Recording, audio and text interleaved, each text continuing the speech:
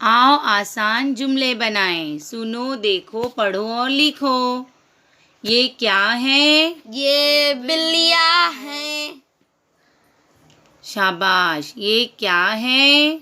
ये सेब हैं। ये 3 सेब हैं। ये क्या है? ये घड़ियाँ हैं। शाबाश। ये 2 घड़ियां हैं। ये क्या है? ये घर है। ये घर है। ये क्या है? ये तितलियाँ हैं। शाबाश। ये तितलियां हैं। ये क्या है? ये छतरियाँ हैं।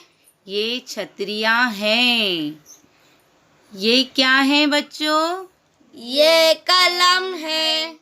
शाबाश। अब बताओ, ये क्या है? ये बंदर है। ये 2 बंदर हैं। अब ये क्या है? ये मछलियाँ हैं। ये मछलियां हैं।